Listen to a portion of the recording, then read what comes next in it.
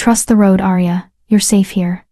That's what her father had told her before she left the city that morning. But Arya Thorne would learn that safety was an illusion, and that the most dangerous roads weren't the ones covered in ice, but the ones that led you straight into destiny. The deer appeared out of nowhere. One moment, Arya was singing along to the radio, her hands steady on the wheel as she navigated the winding mountain pass. The next, a massive buck stood frozen in her headlights, its eyes reflecting pure terror back at her. She yanked the wheel hard to the right.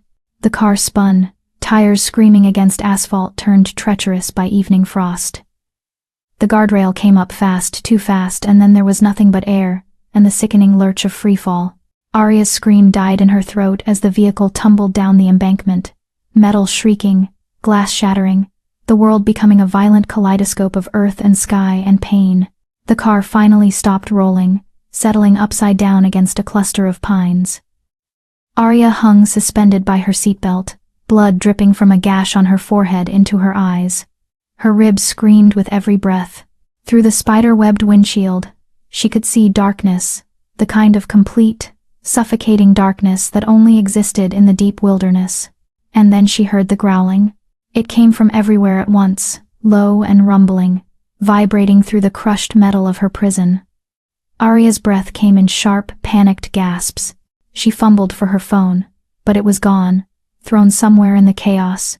Her fingers found the seatbelt release instead, and she dropped hard onto the roof of the car, now the floor crying out as pain exploded through her left ankle. The growling grew closer. Through the shattered driver's side window, she saw them. 3 pairs of eyes gleaming in the moonlight. Wolves. Massive, far larger than any wolves should be. One set of eyes burned amber, another glowed silver, and the third were the color of midnight itself. Black shot through with gold. Arya's heart hammered against her broken ribs. She'd read the statistics. Wolf attacks on humans were rare, but 3 wolves surrounding a helpless, bleeding woman. She was prey now. The amber-eyed wolf approached first, its enormous head lowering to peer into the wreckage. Arya scrambled backward, ignoring the agony in her ankle, until her back hit the passenger side door. There was nowhere left to go, but the wolf didn't attack. Instead, it made a sound, not quite a whine, not quite a growl. Almost concerned. The creature's massive paw scraped at the bent metal of the doorframe, and Arya realized with dawning shock that it was trying to widen the opening. "What are you doing?" she whispered, her voice hoarse from screaming. The silver-eyed wolf joined the first, and together they worked at the twisted metal with a coordination that seemed impossible for animals. The sound of groaning steel filled the night air. Behind them, the black and gold-eyed wolf stood perfectly still, watching, guarding. Arya's mind raced through explanations. Shock. She must be in shock, hallucinating from blood loss. Wolves didn't rescue people. Wolves didn't work together with such obvious intelligence and purpose. Wolves didn't. The door frame gave way with a final shriek of metal. The amber-eyed wolf's head pushed through the opening, close enough that Arya could feel its breath, hot against her frozen skin. Its eyes met hers, and something passed between them, a jolt of recognition that made no sense. The wolf's eyes were too intelligent, too aware, too human. Then it grabbed her jacket in its teeth carefully, so carefully, and began to pull. Arya screamed as her injured ankle dragged across broken glass. But the wolf didn't stop. The moment she was clear of the wreckage, the silver-eyed wolf was there, positioning itself beneath her arm like a crutch. The amber-eyed wolf released her jacket and moved to her other side. Together, they lifted her. Arya's vision swam. This couldn't be real. She was being carried by wolves, supported between 2 massive predators as if she weighed nothing. The black and gold-eyed wolf led the way, its dark fur seeming to absorb the moonlight rather than reflect it. "I'm dreaming," she said aloud, her voice cracking. "I'm dying in that car, and this is my brain shutting down." The amber-eyed wolf made that sound again, that almost concerned whine. Its eyes found hers once more, and this time Arya could swear she saw something in them. An apology. A promise. A desperate need to make her understand something that had no words.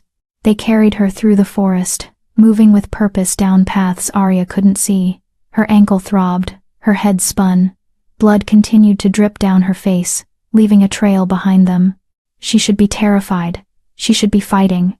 But exhaustion and shock were pulling her under like a riptide, and the warmth of the wolves' bodies pressed against hers was the only thing keeping the hypothermia at bay. Time lost meaning. Arya drifted in and out of consciousness, aware only of movement. Of the steady rhythm of paws against earth. Of those 6 eyes that kept checking on her amber, silver, and black gold, as if her survival mattered more than anything in the world. When she woke again, she was no longer in the forest. Warm firelight danced across wooden walls. She lay on something soft, a bed, an actual bed covered in blankets that smelled of pine and smoke and something wild she couldn't name. Her ankle had been wrapped in clean bandages. The gash on her forehead had been cleaned and covered with gauze. Arya tried to sit up and immediately regretted it as pain shot through her entire body. "Don't move." The voice came from the shadows near the fireplace. Male, deep, with a roughness that suggested he didn't speak often. "You're safe, but you're badly hurt." A man stepped into the firelight, and Arya's breath caught. He was tall, broad-shouldered, with dark hair that fell past his collar, and eyes that gleamed amber in the flickering light. The same amber she'd seen in the forest. "Who are you?" Arya managed to ask. "Where am I?" "My name is Cade." He moved closer but stopped several feet away, as if afraid of frightening her. "You're in my cabin. My brothers and I found you after your accident." "Your brothers?" Arya's voice was barely a whisper. "The wolves. That was you." Cade's jaw tightened. For a long moment, he said nothing. Then, "You should rest. We can talk when you're stronger." "No." Arya's hand clutched the blanket. Every instinct screamed that she was in danger, but another part of her, a part she didn't understand, felt safer than she'd ever been. "Tell me the truth. What are you?" Cade's amber eyes met hers, and in them she saw the same desperate need to make her understand that she'd seen in the wolf's gaze. "We're what your kind calls shifters," he said finally. "Werewolves, if you prefer the old term. And you." He stopped, his hands clenching into fists at his sides.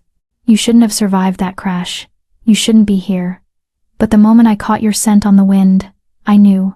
My wolf knew." "Knew what?" Cade's expression was anguished, torn between wonder and what looked like fear. "That you're mine." Chapter 2. The Brothers. Arya's heart stuttered in her chest. "I'm... what?" "My mate." Cade's voice was rough, like the word had been dragged from somewhere deep inside him. "The one the moon chooses for each of us. The one soul in all the world that completes ours." The room tilted. Arya pressed her hand to her forehead, feeling the gauze beneath her fingers, reminding herself that this was real. The crash was real. The wolves, the shifters were real. And this man, this stranger with amber eyes that haunted something primal in her chest, was claiming she belonged to him. "That's insane," she whispered. "I don't even know you." "I know." Cade's hands remained fisted at his sides, his entire body radiating tension. "I know how this sounds. I know what you must think. But the mate bond doesn't ask permission. It simply is." Before Arya could respond, the cabin door swung open. 2 more men entered, and she recognized them immediately, not their human faces, but their eyes, silver and black gold. The silver-eyed man was leaner than Cade, with ash-blonde hair and sharp features that might have been beautiful if they weren't set in such hard lines. He carried firewood in his arms, but his gaze went straight to Arya, assessing her like a doctor, examining a patient. "She's awake," he said, his voice cool and measured. "Good." Her vitals were concerning. The third man, the one with those impossible black gold eyes, was the largest of them all. His dark hair was pulled back, revealing a face carved from granite and marked with a thin scar across his left cheekbone. He said nothing, but his gaze pinned Arya in place with an intensity that made her breath catch. "My brothers," Cade said, gesturing to each in turn. "Ash, our healer, and Riker, our... well, Riker keeps us alive. You were the wolves," Arya said, her voice stronger now despite the fear coursing through her. "All 3 of you. You pulled me from the car." Ash set the firewood down by the hearth, his movements precise. "Your vehicle was leaking fuel." Another few minutes, and it would have ignited. We had no choice. No choice but to reveal yourselves to a human. Arya's mind raced, piecing together implications. Isn't that dangerous for you? I've read stories. Legends. Your kind is supposed to stay hidden. Riker finally spoke, his voice a low rumble that seemed to vibrate through the floorboards. She asks good questions. Too good. Ash agreed, moving to Arya's bedside. He reached for her wrist, and she jerked back instinctively. He paused, holding his hands up in a gesture of peace. I need to check your pulse. You lost blood. You might be concussed. Arya's eyes darted to Cade, who gave a small nod. Slowly, she extended her arm. Ash's fingers were cool against her skin, professional and detached as he counted her heartbeat. Elevated, he murmured. But steady, that's good. He moved to check her pupils next, producing a small flashlight from his pocket. Follow the light. Arya obeyed, trying not to flinch as the beam swept across her vision. Up close, Ash's silver eyes were striking pale enough to seem almost colorless in certain light, but shot through with darker threads like cracks in ice. Concussion is mild, Ash concluded, stepping back. The ankle is sprained, not broken. The head wound looks worse than it is. Scalp injuries always bleed heavily. You'll heal, given time and rest. How much time? Arya asked. A week, minimum. Possibly 2 before you can walk without assistance. I can't stay here for 2 weeks. Panic crept into Arya's voice. I have a job. My apartment. My father will worry when I don't call. Your phone was destroyed in the crash. Cade interrupted gently. And the nearest town is 40 miles away.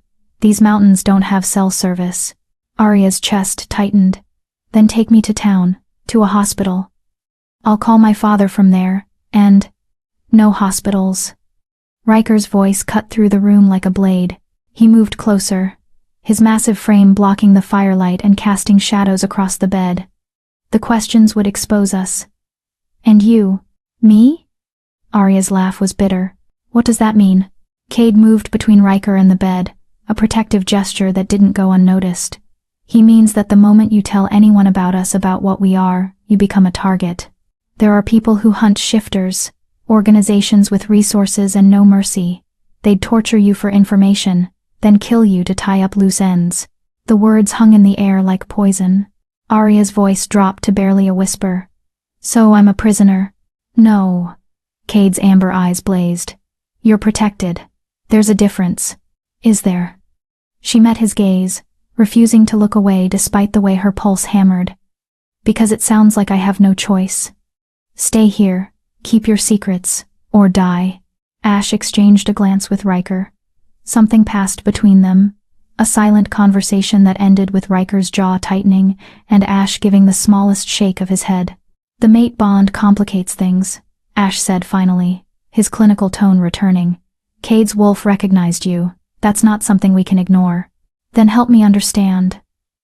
Arya pushed herself up straighter, ignoring the way her ribs protested. What does it mean? This bond. Cade sat down on the edge of a chair near the bed, careful to maintain distance. It means that my wolf, the animal part of me, has chosen you as its other half. It's not just attraction or love. It's deeper, cellular. My wolf will do anything to protect you, to be near you, He stopped abruptly, his hands gripping the chair arms hard enough that the wood creaked. To what? Arya pressed. To claim you, Riker finished, his black gold eyes fixed on his brother. To mark you as pack, as his. Arya's skin prickled. And if I don't want to be claimed? The silence that followed was deafening. Cade's voice, when he spoke, was hoarse. Then I'll fight my wolf every day for the rest of my life, and you'll be free to go the moment you're healed. I swear it. Something in his tone made Arya's throat tighten. She could hear the truth in his words, but also the cost. This wasn't a game to him. This wasn't about control. He was offering her a choice that would destroy him. Why? She asked softly. Why would you do that? Cade's amber eyes met hers, and in them she saw centuries of loneliness, of waiting, of hoping for something he'd never believed he'd find. Because you deserve to choose your own path, he said. Even if that path leads away from me. Ash cleared his throat. She needs rest. And food. We can discuss the complications of mate bonds after she's recovered some strength. As if on cue, Arya's stomach growled audibly. Despite everything, the fear, the confusion, the impossibility of her situation, she was starving. Cade stood immediately. I'll make soup. Something easy on your stomach. He left the room quickly, and Arya could swear she saw relief in his expression. Relief to have a task, a purpose, something to do besides sit with the weight of her rejection. Riker lingered by the door, his massive arms crossed. You heard him. I just met him. Arya shot back, defensive. I didn't ask for any of this. No one asks for their mate. Riker's voice was softer than she expected. But some of us wait lifetimes.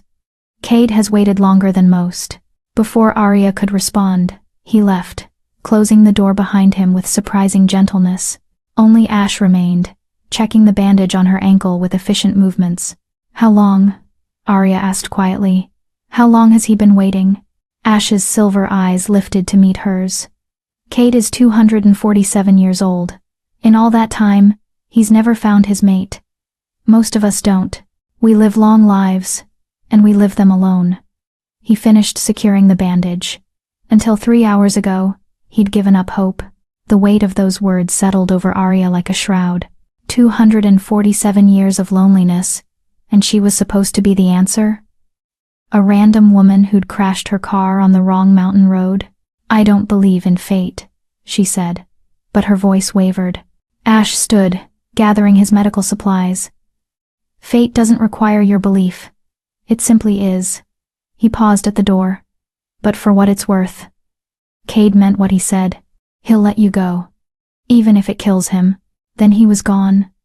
And Arya was alone with the crackling fire and the impossible weight of a choice she'd never wanted to make. Chapter 3. The first meal. The soup was the best thing Arya had ever tasted. Rich broth, tender vegetables, herbs she couldn't name but that warmed her from the inside out. Cade had brought it to her on a wooden tray, along with fresh bread and water in a clay mug.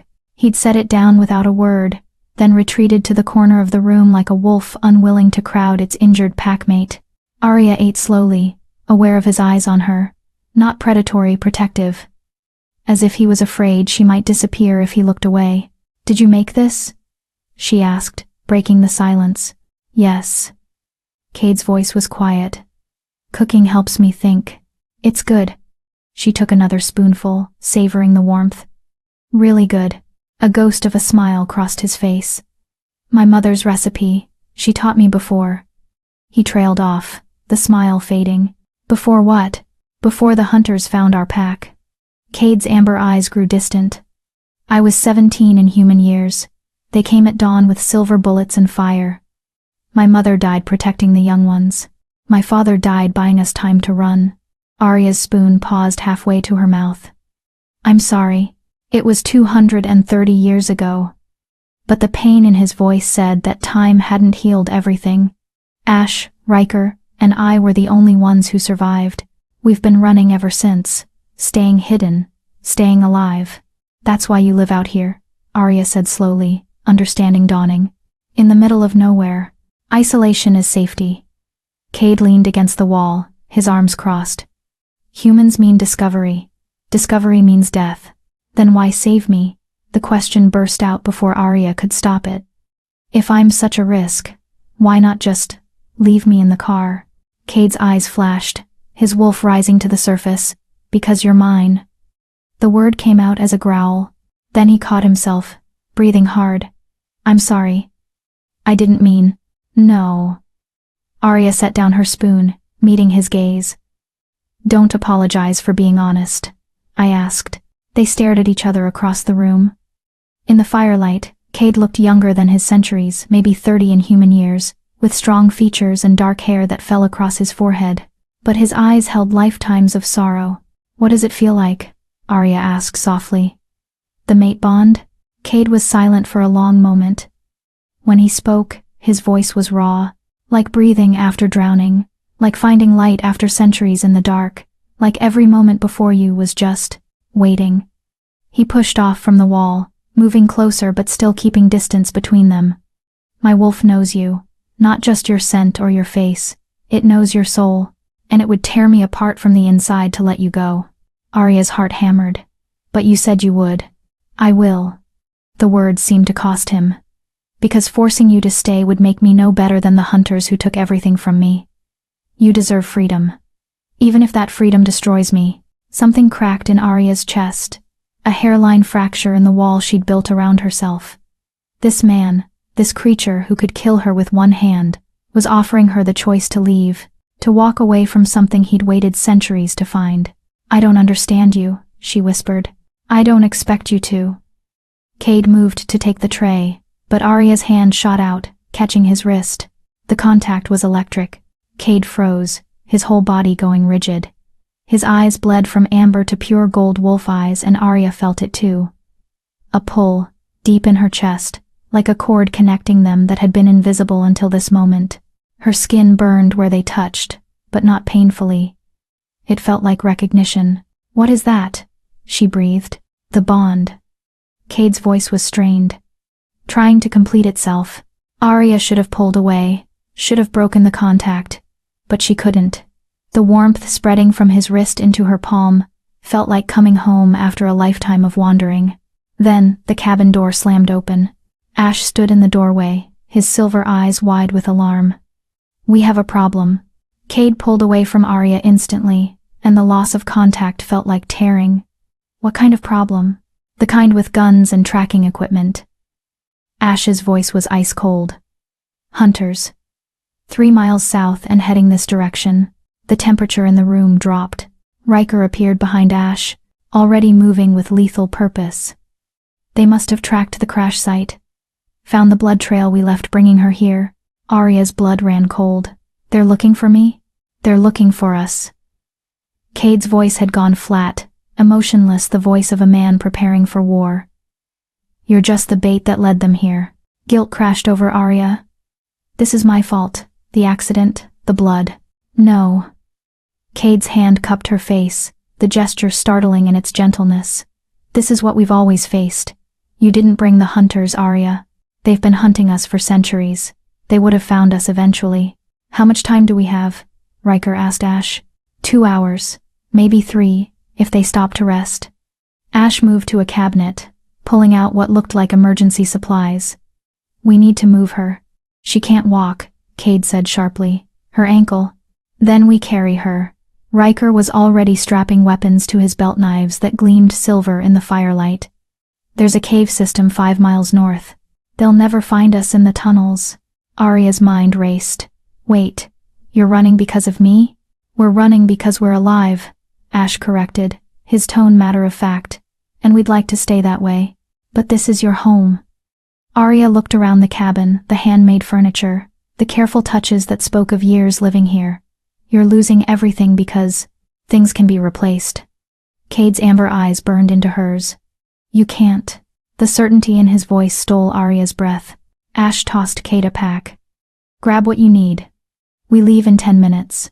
The brothers moved with practiced efficiency, each taking a role without needing discussion. Ash gathered medical supplies. Riker loaded weapons and food.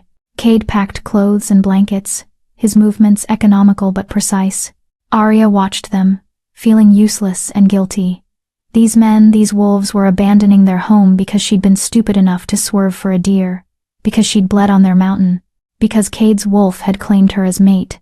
I'm sorry, she said quietly. Cade looked up from his packing, confused. For what? For ruining your lives. Something fierce crossed Cade's face. He crossed the room in 3 strides, kneeling beside the bed so they were eye level. Listen to me, he said, his voice low and intense. You didn't ruin anything. You are everything. My wolf has been howling in the dark for 2 centuries, and the moment I caught your scent, it sang. You are not a burden, Arya Thorne. You're the answer to a prayer I stopped believing would be answered. Tears burned in Arya's eyes. You don't even know me. Then let me. Cade's hand found hers, and that electric pull surged between them again.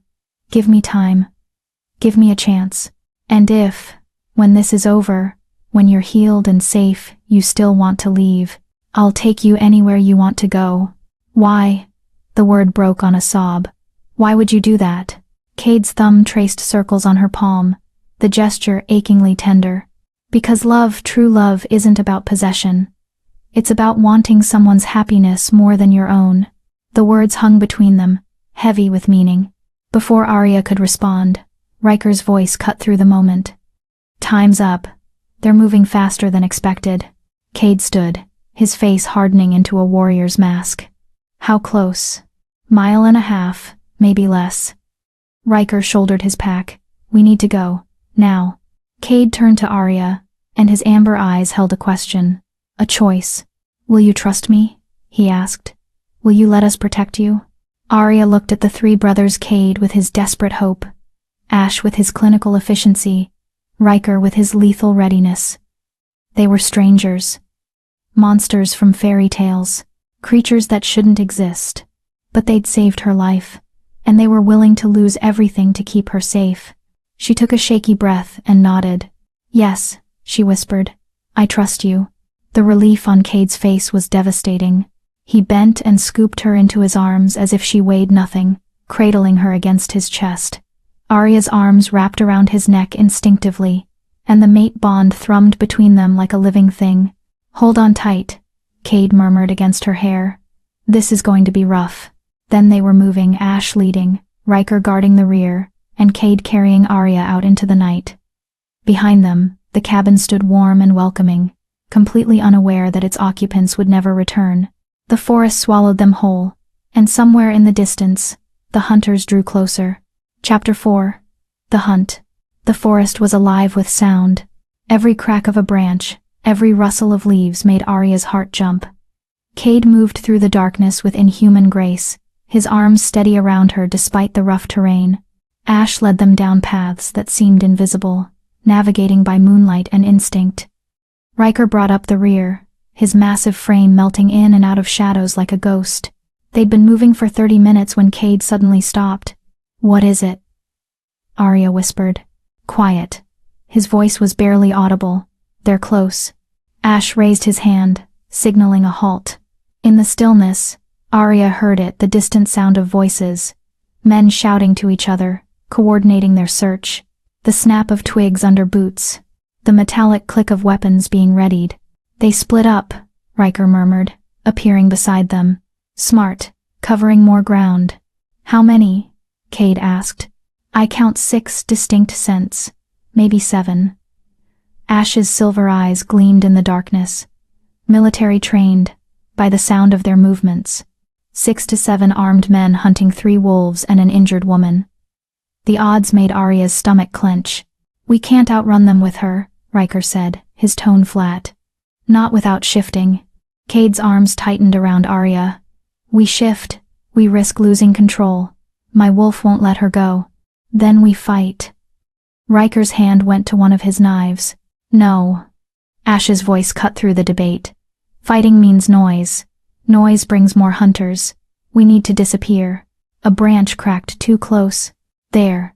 Movement at 10 o'clock. The shout came from less than 50 yards away. Flashlight beams cut through the trees, sweeping side to side in search patterns. Go, Riker growled. I'll lead them off. Riker, Cade started. Go. The massive wolf shifter was already moving, deliberately stepping on branches, making noise. I'll meet you at the caves. If I don't. He paused, his black gold eyes finding Arya. Protect your mate, brother. Then he was gone, crashing through the underbrush like a wounded animal. The hunter's shouts redirected immediately, following the sound. This way. Ash took off at an angle, moving perpendicular to Riker's path. Quickly, Cade followed, his breathing still steady despite carrying Arya's weight. She pressed her face against his chest, trying to make herself as small as possible, trying not to think about Riker drawing armed men away from them.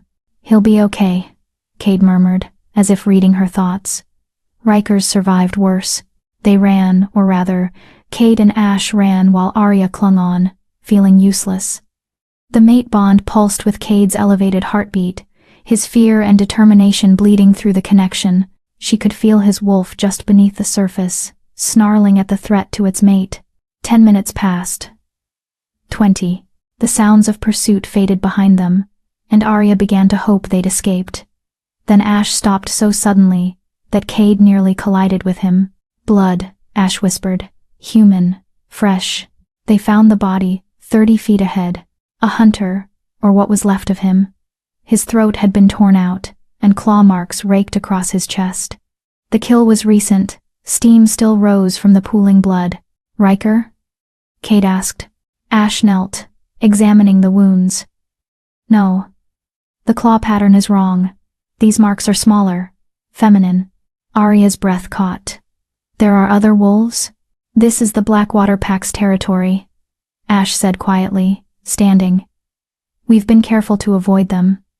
If they're hunting now, we're caught between two threats. Cade's voice was grim.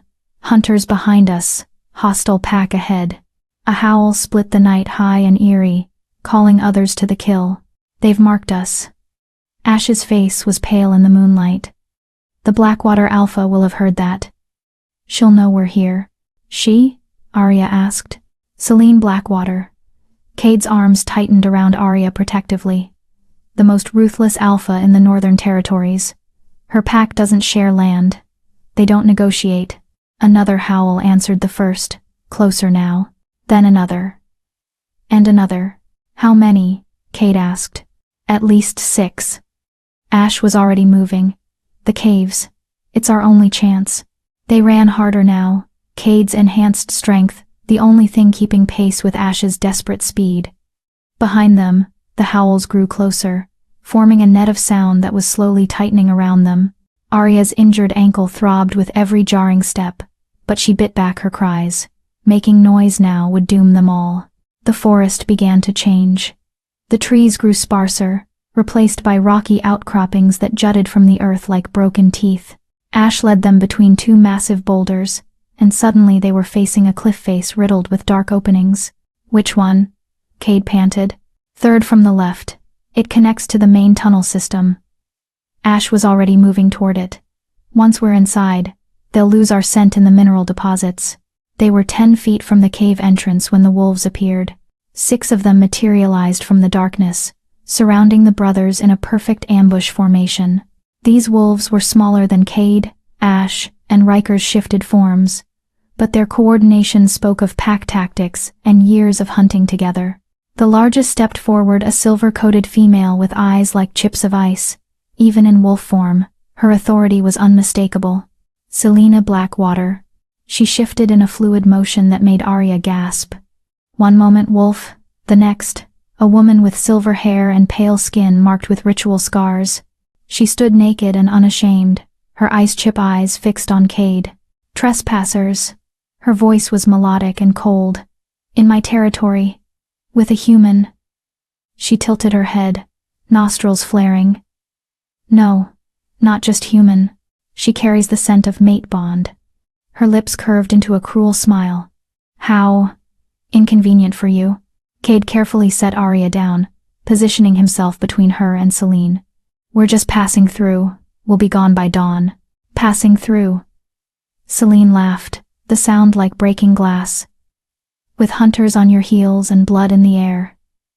You've brought war to my doorstep, wolf. That demands payment. Subscribe if you believe Arya deserves better than this. Because people like Arya need an audience that won't abandon them. Drop a comment if Arya's pain is your pain too. Ash moved to flank Cade, his body language submissive but ready. Name your price. Alpha. We'll pay it. Selene's eyes traveled slowly over Arya, assessing.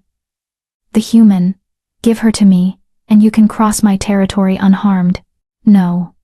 The word was a growl from Cade's chest. No? Selene's eyebrows rose. You would sacrifice your pack, your brothers, for one fragile human? She's my mate. Cade's eyes bled to gold. And I will die before I let anyone take her. The other wolves began to circle closer, their hackles raised.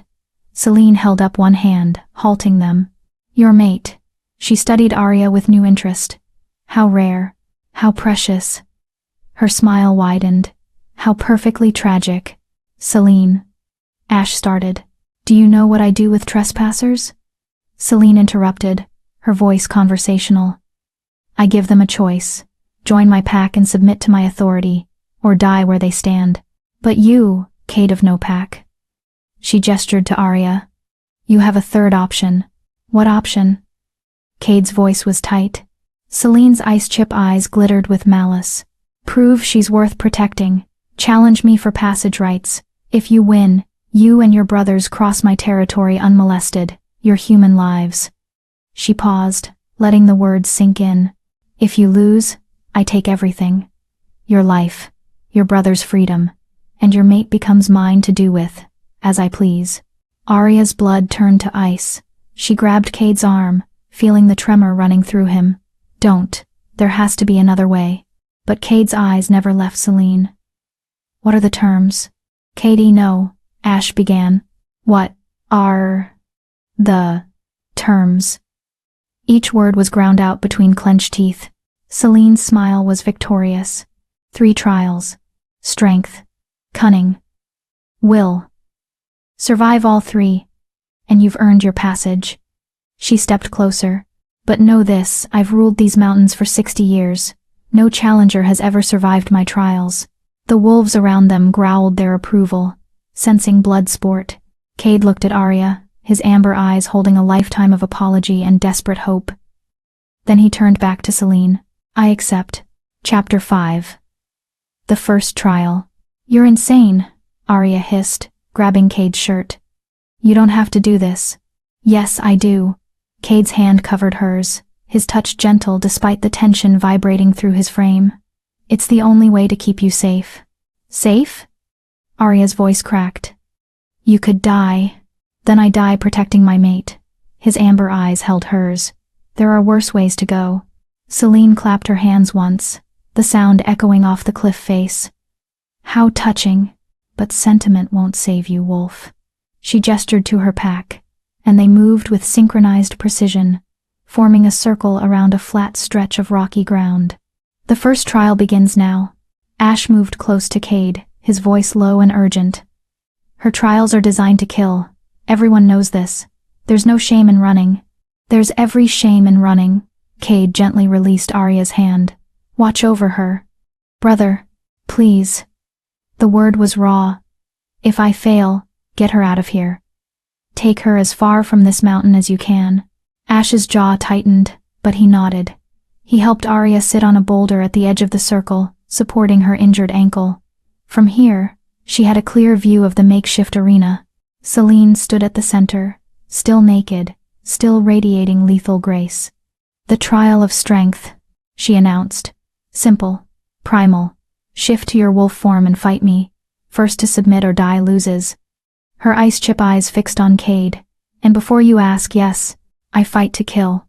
Cade began to strip off his shirt, his movements methodical. Arya watched the play of muscle beneath his skin, the old scars that spoke of previous battles.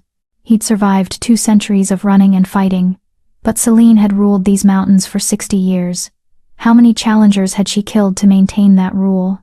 Cade, Arya called out, her voice steadier than she felt.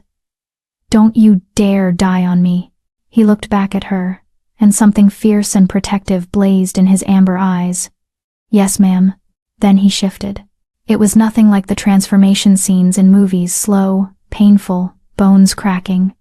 Cade's shift was fluid, natural, like water changing states. One moment man, the next, a massive, amber-eyed wolf with dark fur that seemed to absorb the moonlight. He was beautiful and terrifying in equal measure. Selene shifted in response, her silver coat gleaming. She was smaller than Cade, but she moved with a predator's confidence. This was her territory, her rules, her trial. The pack wolves began to howl, a haunting, rhythmic sound that raised the hair on Arya's arms. Then Selena attacked. She moved like lightning, going low for Cade's throat. He twisted aside, her teeth snapping shut on empty air. She spun, using her smaller size for agility, and raked her claws across his shoulder before dancing back out of range. First blood to Selene. Cade circled, assessing.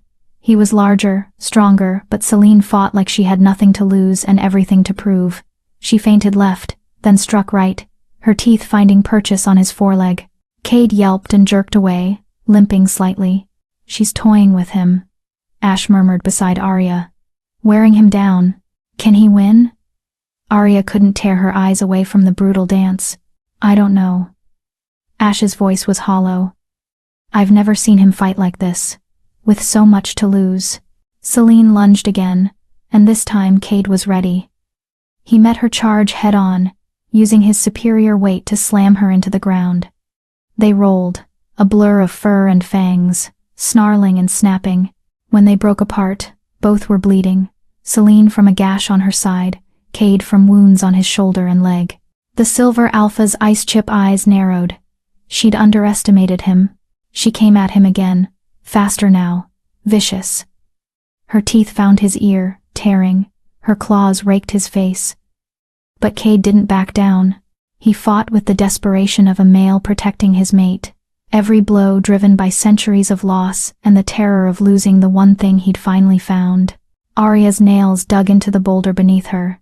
She could feel his pain through the bond, not physical agony, but emotional.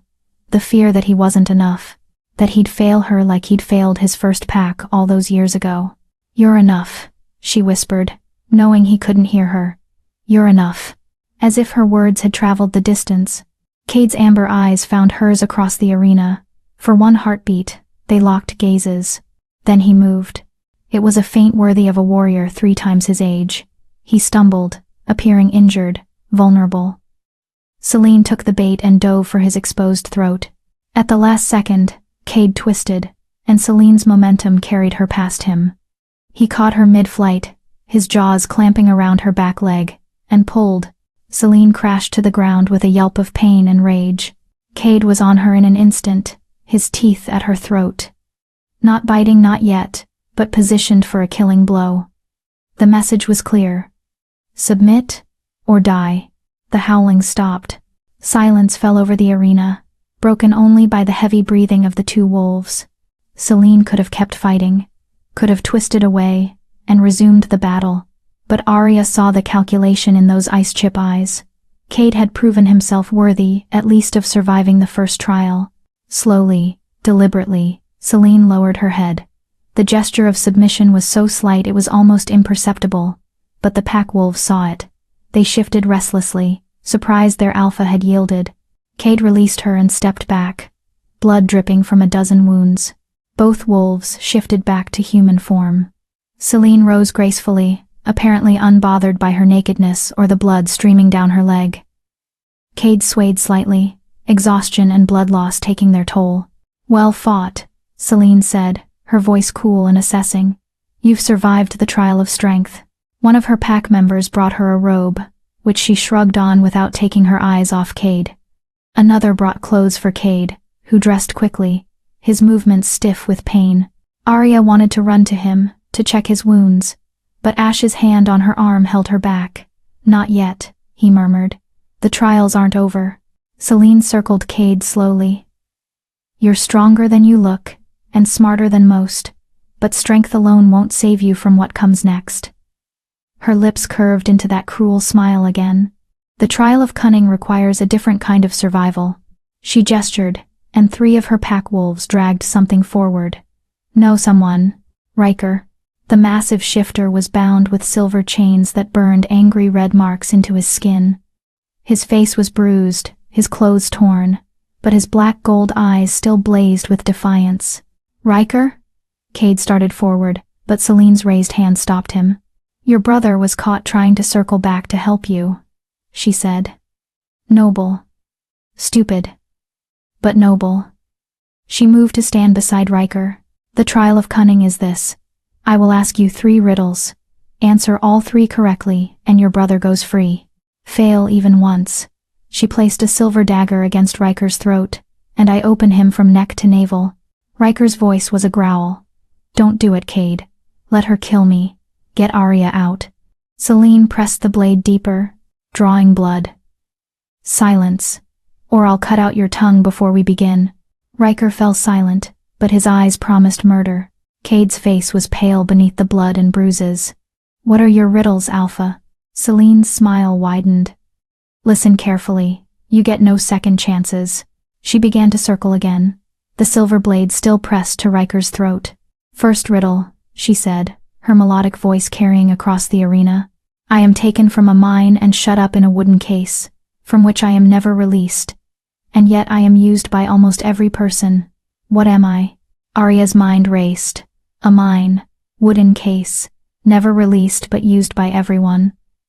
Her father had told her riddles like this when she was young, teaching her to think laterally, to see beyond the obvious. "Pencil lead," Cade said, his voice steady. "Graphite, taken from mines, encased in wood, used but never removed." Celine's eyes narrowed, disappointed. "Correct." She paused.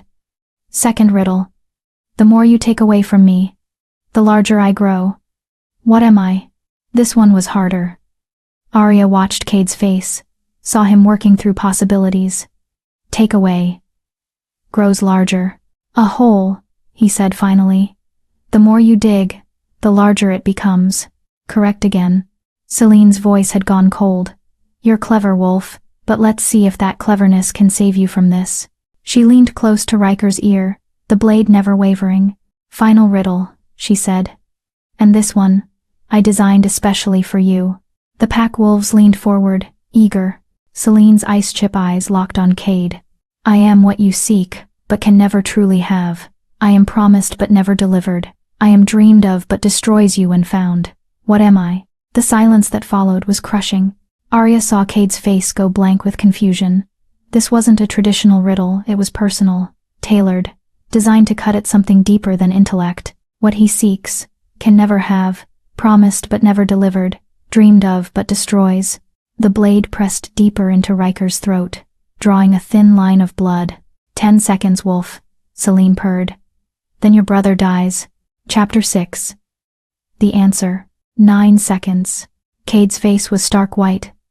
Arya could feel his panic through the bond, a wild, desperate thrashing like a drowning man reaching for air. "What you seek but can never have. Promised but never delivered, dreamed of but destroys." 8 seconds. The blade bit deeper. Riker's jaw clenched, but he didn't make a sound. His black gold eyes found Cade's, and in them was acceptance, forgiveness, permission. 7 seconds. Ardizen. Arya's mind raced. The riddle wasn't about objects or clever wordplay. It was about emotions, about pain. Celine had designed it to wound, not test. What had Cade sought for 2 centuries? What had been promised to him by fate but never delivered? 6 seconds. A mate. The answer hit Arya like a physical blow. Celine was saying that mates-the-mate bond was the answer, that finding your mate destroyed you, that it was better to never have than to lose. But that couldn't be right. Cade had found his mate. The bond was real, thrumming between them even now. 5 seconds. Unless Celine believed Arya would reject him, that the bond would break him worse than never having found her at all. 4 seconds. Hope, Arya called out, her voice ringing across the arena. The answer is hope. Every eye turned to her. Celine's blade paused. The human speaks? The riddle isn't for Cade. Arya continued, struggling to stand despite her injured ankle. Ash steadied her, but she shook off his support. It's for me. You're testing whether I understand what I'm doing to him. Cade's expression was anguished. Arya. Don't. Hope is what you seek but can never truly have, Arya said, her voice stronger now. Because the moment you grasp it, it transforms into something else, reality, and reality never matches the dream. Hope is promised by fate, by instinct, by that voice that says, tomorrow will be better. But it's never truly delivered, because hope only exists in the waiting. And when you finally get what you hoped for. She met Cade's amber eyes across the distance. It can destroy you, because what if you're not enough? What if you fail? What if the dream was better than the reality? The silence was absolute. Celine's ice chip eyes studied Arya with new intensity. Clever, she said softly. Very clever. She removed the blade from Riker's throat. But you didn't answer my question. I asked him. Not you. Hope, Cade said immediately, understanding flooding his features. The answer is hope.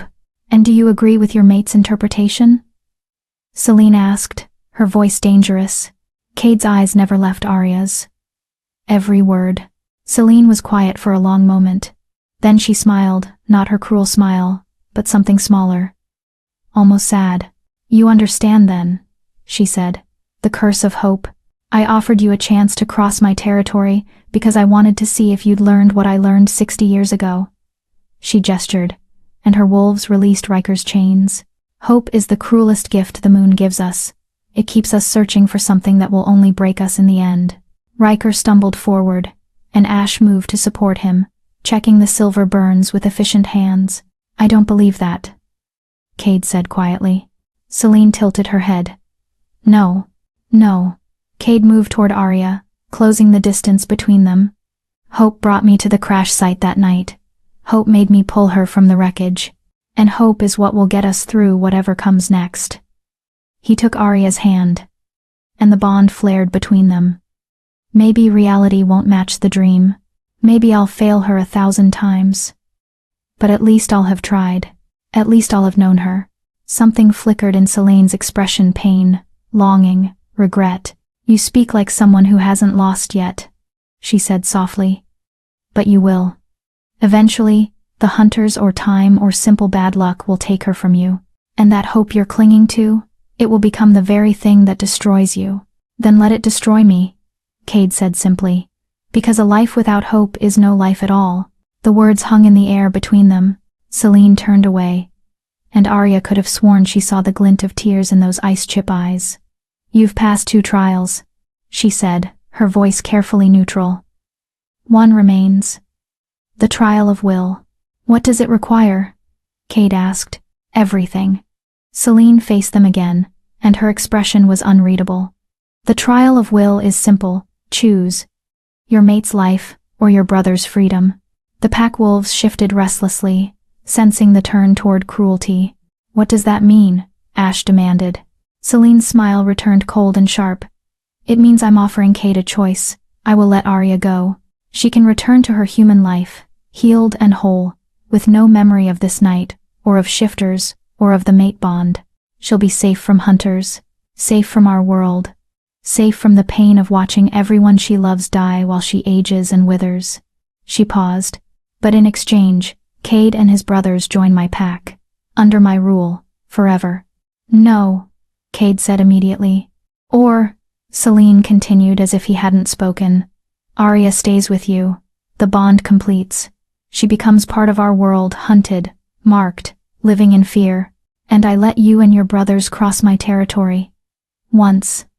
But know this. If you choose to keep her, she will suffer. Every day she's with you is a day closer to her death. Hunters will find her. They always do. Arya's heart hammered. This wasn't a riddle with a clever answer. This was a choice between 2 impossible futures. That's not a choice, Riker growled. That's torture. That's reality, Celine corrected. Welcome to what hope costs. Cade's hand tightened around Arya's. She could feel his anguish through the bond, the war raging inside him. Save her by letting her go? Or condemn her to a life of danger because he was too selfish to give her up? How long do I have to decide? Cade asked hoarsely. Dawn. Celine gestured to the eastern horizon, where the faintest hint of gray was beginning to stain the sky. 2 hours. Then I need your answer. She turned to leave, her pack wolves following. But she paused at the edge of the circle. For what it's worth, she said without looking back. I hope you choose her freedom, because I chose to keep mine, once, and I've regretted it every day since.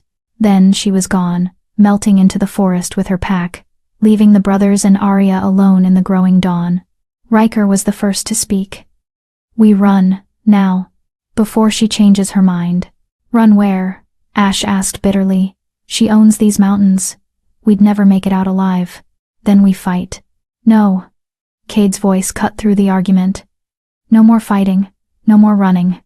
He released Arya's hand and stepped back, creating distance. Celine's right. Every moment Arya spends with me puts her in danger. The hunters prove that. How long before they find us again? How long before she dies because I was too selfish to let her go? Cade, Arya started. I won't be the reason you die. Cade continued, his voice breaking. I can't. Not after. He stopped, pressing the heels of his hands against his eyes. My mother died protecting others. My father died buying time for those he loved. Maybe this is just what my family does. We sacrifice ourselves so others can live. Arya felt something crack in her chest. You're going to give me up. I'm going to set you free. Cade's amber eyes were bright with unshed tears. Selene can erase your memories. You'll go back to your life. Your father won't have to worry. You won't have to live in fear. And maybe, his voice dropped to a whisper, maybe that's what love really is. Letting go. Comment below. What would you do in Arya's position? No. The word came out sharp and clear. Everyone turned to stare at Arya. No? Cade repeated, confused. No. Arya pushed herself upright, ignoring the screaming pain in her ankle. You don't get to make this choice for me. This is my life, my future. And I'm telling you right now, I choose you. You don't understand what you're saying. I understand perfectly. Arya moved closer, closing the distance he'd created.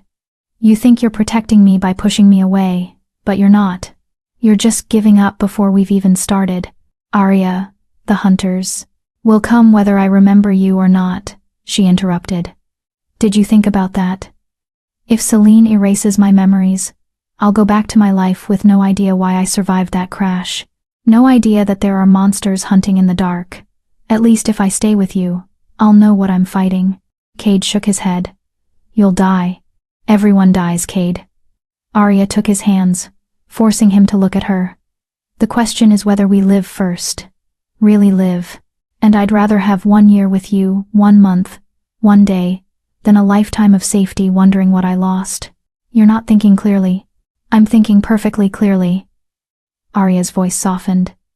You've been alone for 200 years, and you're so used to losing people that you're trying to lose me before someone else can take me away. But I'm not going anywhere. Not unless you look me in the eyes and tell me you don't want me. Cade's face crumpled. Of course I want you. That's the problem. I want you so badly it terrifies me. Good. Arya pulled him closer. Be terrified. Be selfish. Choose me not because it's noble or right, but because you can't imagine breathing without me. Because that's what the mate bond means, isn't it?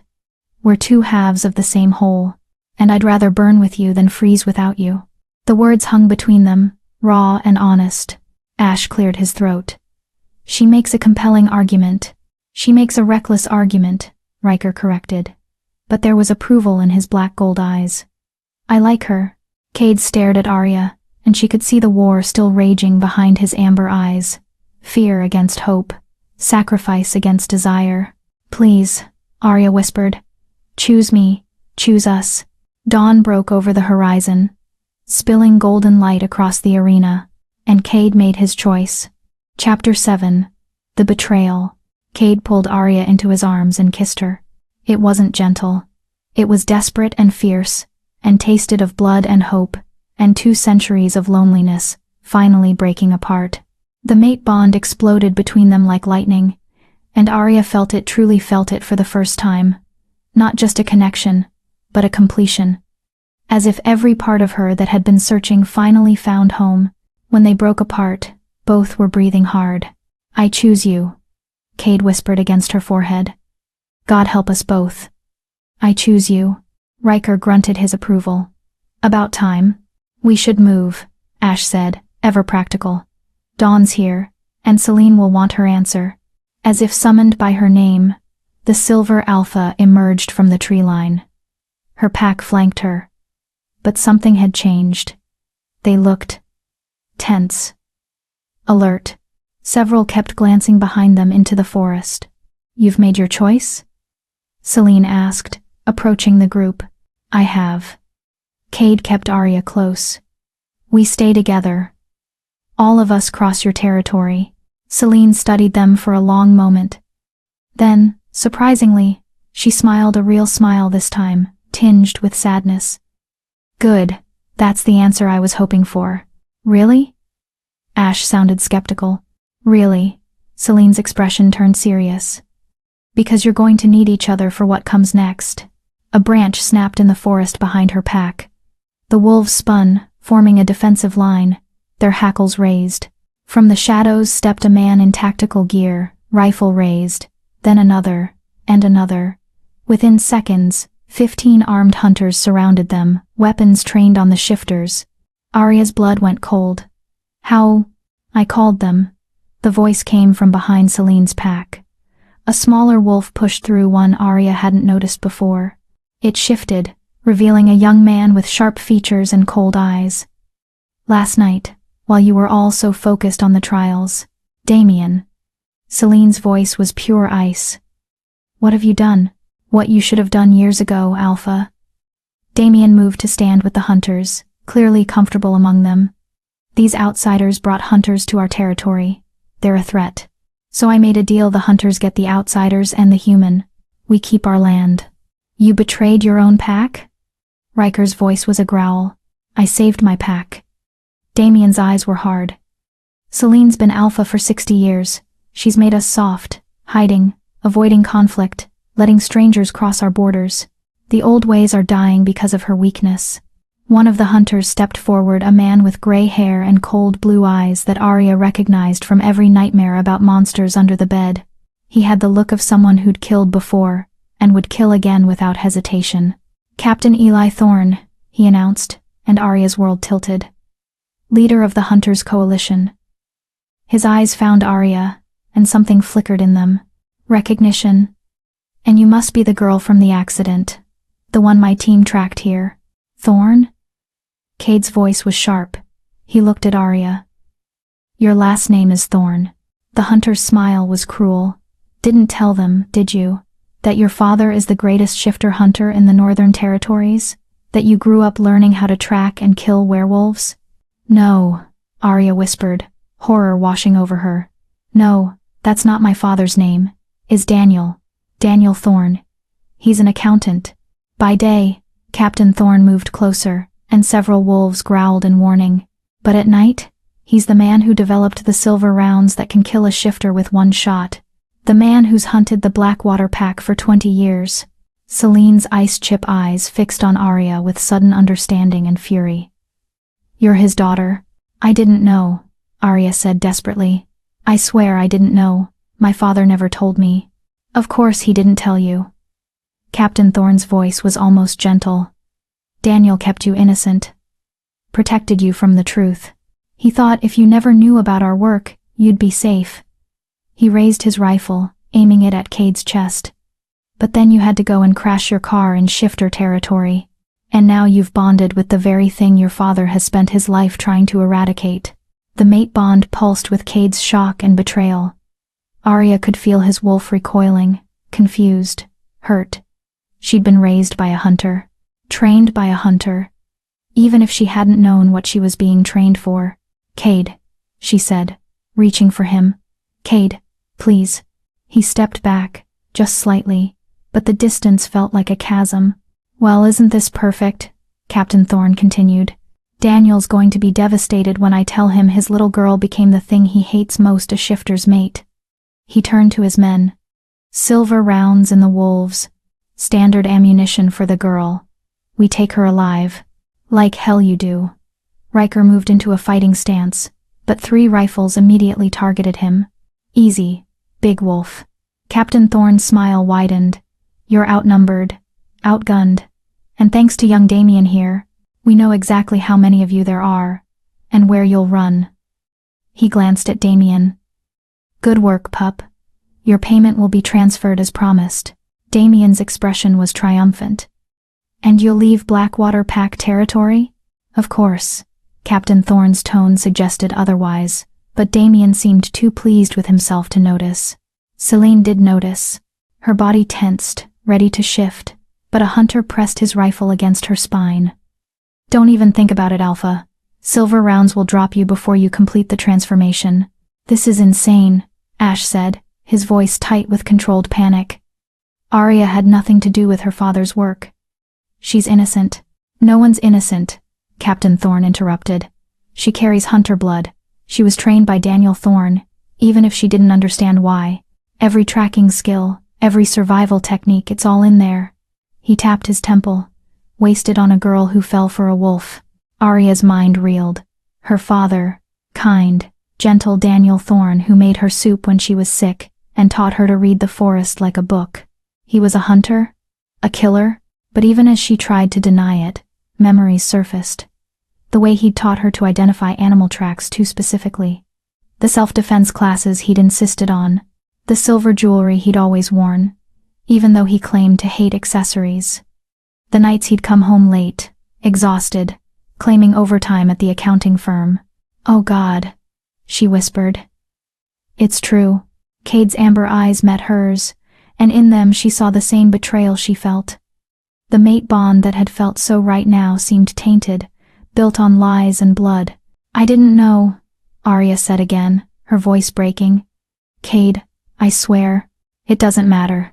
His voice was hollow. "Knowing or not knowing doesn't change what you are." The words cut deeper than any blade. Captain Thorne raised his hand, and his men tensed. "Enough talking. Silver rounds in 3, 2. Wait." Celine's voice rang out. "You want wolves? I'll give you wolves. All of Blackwater Pack in exchange for letting these 4 go." "Celine, no." One of her pack wolves started forward, but she silenced him with a look. "I'm the prize you really want," Celine continued, her ice chip eyes boring into Captain Thorne. "The alpha who's evaded you for 60 years. Let them run, and I'll come quietly." Captain Thorne considered. Tempting. "But no. I think I'll take all of you." He dropped his hand. Gunfire erupted. Cade shoved Arya behind him as silver bullets tore through the air. Celine shifted instantly, her silver wolf form leaping at the nearest hunter. Her pack followed, chaos exploding across the arena, as wolves and humans collided in a frenzy of fangs and gunfire. Ash grabbed Arya's arm. "Run, into the caves!" But Arya couldn't move. She watched in horror as Riker took a bullet to the shoulder, silver, by the way he screamed and dropped. As one of Celine's pack wolves fell, blood pouring from its chest, as Cade shifted and threw himself at Captain Thorne, only to be driven back by a hail of bullets that left smoking wounds in his dark fur. "Arya, move." Ash physically lifted her and ran for the cave entrance. A bullet whistled past her head. Another hit Ash's leg, and he stumbled but kept running. They crashed through the cave entrance into darkness, and Ash collapsed, gasping. "Your leg," Arya started. "Regular bullet. I'll heal." Ash pressed his hand against the wound, his face pale. But Riker took silver. "And Cade," his voice broke. "We have to go back. We have to help them." Arya looked back at the arena. Cade was still fighting, blood streaming from multiple wounds. Riker lay motionless.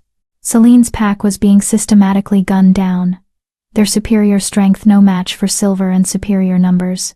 And Captain Thorne, her father's colleague, stood at the center of it all, directing the slaughter with clinical efficiency. If Arya's journey moved you, subscribe so you never miss a story like this. Stories like these deserve an audience that cares. Comment. What would you do in Arya's position? This was her fault. Her bloodline. Her father's legacy written in silver and death. Arya made a decision. She stood, ignoring Ash's protests, and limped back toward the cave entrance. "What are you doing?" Ash hissed. Arya's voice was steady. "Ending this." She emerged from the cave, and every gun immediately swung to target her. "Stop!" Her voice echoed across the arena. "Stop shooting. I'll come with you, willingly. Just stop killing them." The gunfire ceased. Cade, still in wolf form, snarled at her, trying to position himself between her and the hunters. But he was bleeding from too many wounds, weakening. Captain Thorne lowered his weapon. "Smart girl. Come here." Arya limped forward, each step agony on her injured ankle. The mate bond screamed at her to run, to stay with Cade, but she forced herself to keep walking. "Arya, don't."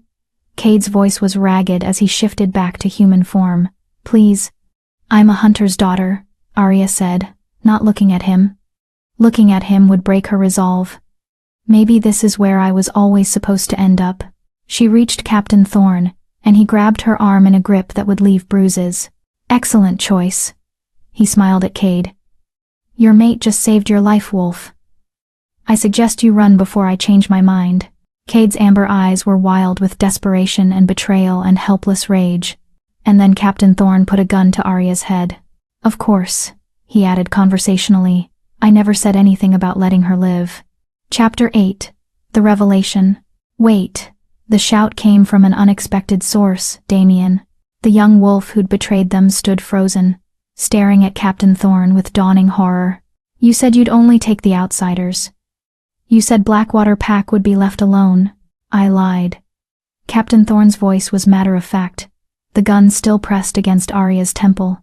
Did you really think we'd let a pack of shifters continue to exist just because one pup sold out his alpha? He gestured to his men. Kill them all, starting with the traitor. Damien's eyes went wide. But we had a deal. The bullet caught him in the chest before he could finish. He dropped, blood spreading across the rocky ground, his expression one of shocked betrayal. No deals with monsters, Captain Thorne said coldly. That's rule number 1. Selene, bleeding from multiple wounds, shifted back to human form. Her silver hair was matted with blood, but her ice-chip eyes blazed with fury. You'll die for this, Hunter. Probably, Captain Thorne shrugged, but not today. He pressed the gun harder against Arya's head. Here's what's going to happen. You wolves are going to lie down, shift to human form, and let my men chain you with silver. Or I put a bullet through this girl's brain, and we do it the hard way. Cade, still bleeding from his wounds, took a step forward. Let her go. She's not part of this. She's exactly part of this. Captain Thorne's grip on Arya tightened. Daniel Thorne's daughter, bonded to a wolf. Do you know what that makes her? A liability, a weakness. My old friend will never be able to do his job properly, knowing his little girl is out there playing house with the enemy. So you'll kill me to make him a better hunter? Arya's voice was surprisingly steady despite the gun against her skull. I'll kill you because it's a kindness. Captain Thorne's voice was almost gentle. You think this bond is love? It's a curse. You'll watch him die, and he will die. Eventually. Silver bullet, hunter's trap, rival pack. And when he's gone, you'll be left with a hole in your soul that never heals. I've seen it happen. Trust me, death is better. The mate bond pulsed with Cade's anguish. Arya could feel his wolf howling inside him, desperate to save her but helpless against 15 armed men. Or, a new voice said from the cave entrance, you could lower your weapon before you lose your hand. Everyone turned. A man stood in the shadows of the cave, tall, lean, with dark hair streaked with silver and eyes the color of storm clouds. He held no weapon, but radiated danger like most people radiated heat. Captain Thorne's face went pale. Impossible. You're dead. We killed you 20 years ago. You tried. The man stepped into the light, and Arya saw the scars, burn marks covering half his face, claw marks across his throat. You came very close, but I'm harder to kill than you thought. Selene inhaled sharply. Ezra. The name sent a ripple through the remaining Blackwater wolves.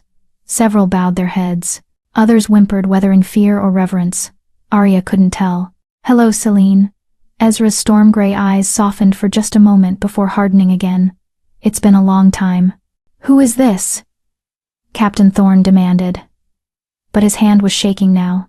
Ezra Blackwater, Cade said quietly. The previous Alpha, Selene's mate. The revelation hung in the air like smoke. You died, Selene whispered, and her voice held more emotion than Arya had heard in all their previous encounters combined. I watched you burn. You watched me fall, Ezra corrected. The burning came after, but some of us are too stubborn to die properly. His eyes swept across the carnage, the dead wolves, the wounded, Damien's body cooling on the ground. I felt the pack bonds breaking, felt them dying. So I came. To do what? Captain Thorne tried to sound confident, but the gun wavered against Arya's head. You're one wolf against 15 armed hunters. 14, Ezra corrected. Your man behind the boulder died 3 minutes ago. Broken neck. I'm very quiet when I want to be. Captain Thorne's face went from pale to ashen. He gestured, and one of his men ran to check. The hunter returned, nodding grimly. 13 now, actually. Ezra continued conversationally. The two you posted as rear guard won't be reporting back either. Which brings us to an interesting situation, doesn't it? He moved forward, and despite the guns tracking him, despite the silver bullets that could end him, he radiated absolute confidence. "You're going to release the girl," Ezra said. "Then you're going to leave my territory. And if you're very, very lucky, I'll let you make it to the border before I hunt you down like the vermin you are." "Your territory?" Captain Thorne laughed, but it sounded forced. "Selene is Alpha now. You're nothing but a ghost." "Am I?" Ezra's smile was cold. "Selene, would you like to tell him? Or should I?" Selene's ice-chip eyes met his, and something passed between them. 60 years of separation, of grief, of loneliness, of hope that had been killed and somehow resurrected. "The Alpha bond never broke," she said quietly. "Even when I thought you were dead, I felt you, always, like a phantom limb. I ruled in your absence, but I never truly became Alpha, because you never truly died." Ezra nodded. "And now I'm here. Which means, by pack law, I'm reclaiming my position." The remaining Blackwater wolves began to shift, forming up behind Ezra. Their wounded Alpha might have lost her edge over 60 years of ruling alone, but their true Alpha, scarred, half dead, but alive, had returned. Captain Thorne's tactical mind was clearly racing, recalculating odds. 13 men against 1 wolf shouldn't be a contest. But this wasn't just any wolf. This was an Alpha who'd survived an execution. "Last chance," Ezra said softly. "Release her." "Or what?" Captain Thorne pressed the gun harder. "You'll kill us all? You're not fast enough to save her and stop us." "You're right." Ezra's expression didn't change. "I'm not. Then we have a stalemate."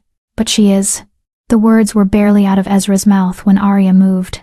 Everything her father had taught her, every self-defense technique, every pressure point, every moment of training she'd thought was about staying safe in the city crystallized in one motion. She drove her elbow back into Captain Thorne's solar plexus, twisted out of his grip as he gasped, and used his own momentum to send him sprawling. The gun clattered across the rocks. For one heartbeat, everyone was frozen in shock. Then, chaos erupted. Ezra moved like lightning, taking down 2 hunters before they could fire. Selene shifted and tore out another's throat. Cade, despite his wounds, launched himself at the men nearest Arya, protecting her with savage fury. But Arya wasn't watching the fight. She was watching Captain Thorne scramble for his dropped weapon, his face twisted with rage. She was closer. Her hand closed around the gun first. She pointed it at him, her hand steady despite everything. "Don't," Captain Thorne said, raising his hands. "Arya, listen to me. Your father. My father lied to me." Arya's voice was cold. "My whole life, he lied, made me complicit in murder without even knowing it. Every tracking skill he taught me, every lesson about reading the forest, it was all so I could help him kill innocent people. They're not people." Captain Thorne spat. "They're animals. They're more human than you are." Arya's finger tightened on the trigger. "Cade would have died to save me. Selene offered to sacrifice herself for strangers. Riker drew hunters away, knowing he'd be captured. What have you done? Except lie and murder." Captain Thorne's expression shifted, became calculating. "Your father will never forgive you if you kill me. We've been partners for 20 years. We're friends. Then my father is someone I don't want to know." The gunshot echoed across the arena. But Arya hadn't pulled the trigger. Captain Thorne looked down at the blood spreading across his chest, confused. Then he toppled forward, dead before he hit the ground. Behind where he'd stood, Ash lowered a smoking rifle he'd taken from one of the fallen hunters. "He talked too much," Ash said quietly. Then he collapsed, his leg wound finally taking its toll. The remaining hunters, seeing their leader dead and facing multiple enraged shifters, broke and ran. Ezra let them go for now.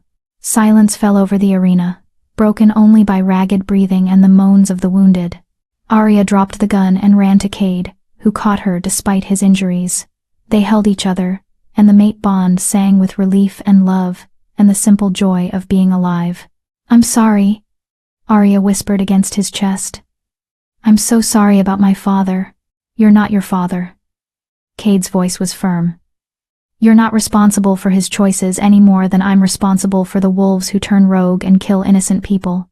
You're you. And you're mine. If you'll still have me. Always, Arya breathed. Ezra approached them, Selene at his side. Up close, his scars were even more terrible.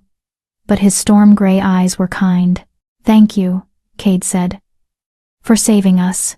Thank the girl, Ezra replied. She's the one who disarmed him. Impressive work, by the way. Your father may be a monster, but he trained you well. Arya flinched, and Cade's arms tightened around her. We need to talk, Ezra continued, his expression growing serious. About what happens next, because the hunters know about this place now. More will come. And Daniel Thorne. He paused. He'll come for his daughter, and his revenge. The words settled over them like a shroud. Arya had escaped one threat, only to face something worse. A father who'd lied to her for 23 years. A father who was one of the greatest shifter hunters alive. A father who would see her bond to Cade as the ultimate betrayal. Let him come, Arya said, surprising herself with the steel in her voice. I'm not running anymore. I'm not hiding who I am or who I love. Cade looked at her with such fierce pride that her heart ached. Then we stand together, he said. All of us, Riker added, limping over with several Blackwater wolves supporting him. Pack protects pack, even honorary members. Selene and Ezra exchanged glances. Some silent communication passed between them. The Blackwater pack will grant you sanctuary, Ezra announced. All three of you, and the girl who carries hunter blood but chose wolves over her own kind. Thank you, Ash said, finally accepting medical attention from one of Selene's pack healers. Ezra's expression grew distant. Don't thank me yet. This is only the beginning. Daniel Thorne won't stop until he's recovered his daughter or buried her, and the Hunters' Coalition won't forgive this massacre. He looked at each of them in turn. A war is coming. The only question is whether you'll be ready when it arrives. The sun had fully risen now, bathing the blood-soaked arena in golden light. Arya stood in Cade's arms, surrounded by wolves and death, and the promise of future violence. And for the first time in her life, she felt like she was exactly where she belonged. Chapter 9. The Bond Completed. The Blackwater Pack's main den was hidden deep in the mountain, a network of caves that had been carved and expanded over centuries into something resembling an underground village. Torches lined the walls, casting dancing shadows across stone corridors. The air smelled of earth and smoke, and the wild musk of wolves. Arya sat in a small room that served as a makeshift infirmary, while a pack healer named Marina cleaned and dressed her wounds. The older woman worked with efficient gentleness, her silver-streaked hair pulled back in a practical braid. You're lucky, Marina said, wrapping Arya's ankle in fresh bandages. Another day on that sprain and you might have done permanent damage. I don't feel lucky. Arya winced as Marina tightened the wrap. People died today because of me. People died because hunters are bastards. Marina's tone was matter-of-fact. Don't take responsibility for other people's evil, girl. That way lies madness. In the corner, Ash sat on another bed, while a different healer extracted the bullet from his leg. He didn't make a sound, but his silver eyes were tight with pain. How's Riker?